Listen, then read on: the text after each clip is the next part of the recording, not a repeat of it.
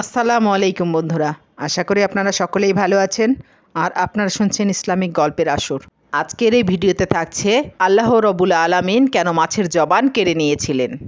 ভিডিওটি না টেনে সম্পূর্ণ শোনার অনুরোধ রইল। পৃথিবীর সকল প্রাণীর জবান আছে, কিন্তু মাছের জবান নাই কেন? আর মাছেরা কেন পানিতে বসবাস করে? এক ব্যক্তি একদিন হজরত আলী রাদিয়াল্লাহু আনহুকে প্রশ্ন করলেন, সবার জবান আছে কিন্তু মাছের জবান নাই কেন?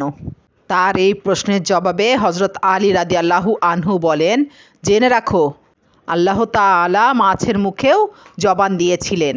তারা কথা বলতে পারত এবং জমিনে চলাচল করতেও পারত, কিন্তু আফসোস এই মাছ নিজের ওপর জুলুম করেছিল, যার ফলে আল্লাহ তাআলা তার থেকে কথা বলার ক্ষমতা কেড়ে নিয়েছেন এবং তারপরে জমিনে চলাচল করার ক্ষমতাও কেড়ে নিয়েছেন।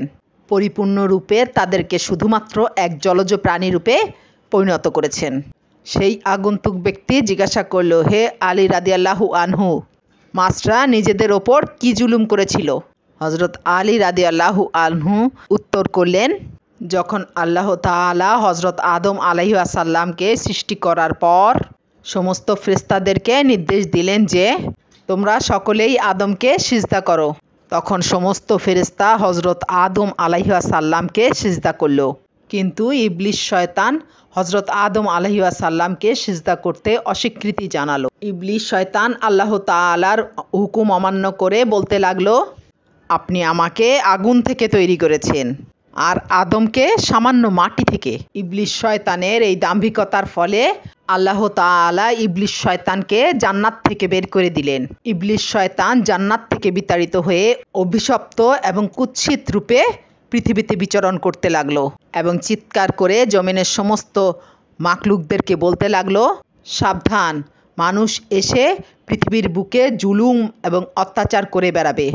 সে সময় মাছেরা পানিতে চলাচল করতে পারত এবং জমিনেও চলাচল করতে পারত।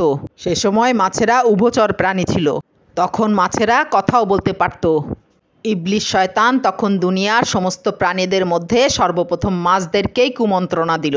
ইবলিস শয়তান তখন মাছদেরকে বলল, মানুষ যখন পৃথিবীতে আসবে তখন তাদের ক্ষুধা নিবারণের জন্য তোমাদেরকে জীবন্ত অবস্থায় কেটে টুকরো টুকরো করে খাবে।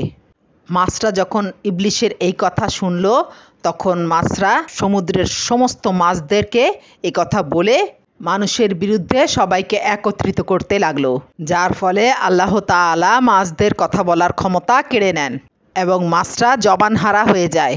পাশাপাশি আল্লাহ তাআলা মাছদের ব্যাপারে এই বিধান জারি করেন যে কোনো মানুষ মাছদেরকে জবাই করতে হবে না, তাদেরকে জীবিত অথবা মৃত উভয় অবস্থায় কাটা যাবে। অন্য সব প্রাণীকে আল্লাহর নাম নিয়ে জবাই করার যে বিধান প্রযোজ্য, সেটা মাছদের ক্ষেত্রে প্রযোজ্য হবে না, কারণ আল্লাহ তাআলা বলেন, কেননা আমি তোমাদের জীবনকে পানির মধ্যেই সীমাবদ্ধ করে দেব। মাছদেরকে বলা হলো, তোমাদের যখন পানি থেকে উঠানো হবে তোমরা তখন নিজেরাই ছটফট করতে করতে মারা যাবে। এর ফলে যখন এই মাছকে পানি থেকে বের করা হয়, মাছেরা তখন ছটফট করতে থাকে এবং মাছের দেহের সমস্ত রক্ত তার গলার মধ্যে এসে গলার মধ্যে থাকা একটি বিশেষ গ্রন্থিতে জমা হয়ে যায়।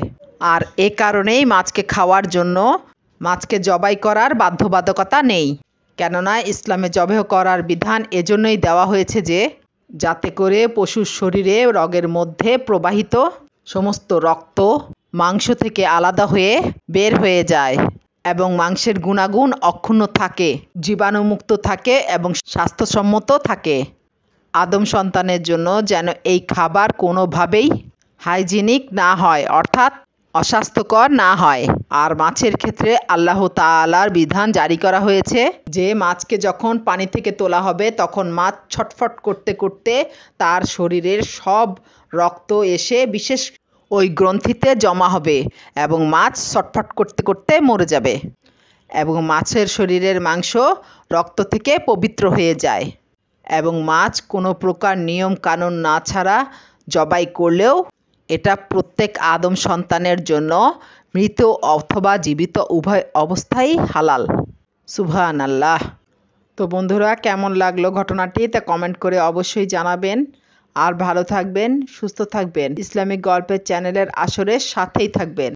লাইক, কমেন্ট, শেয়ার করতে ভুলবেন না। আসসালামু আলাইকুম।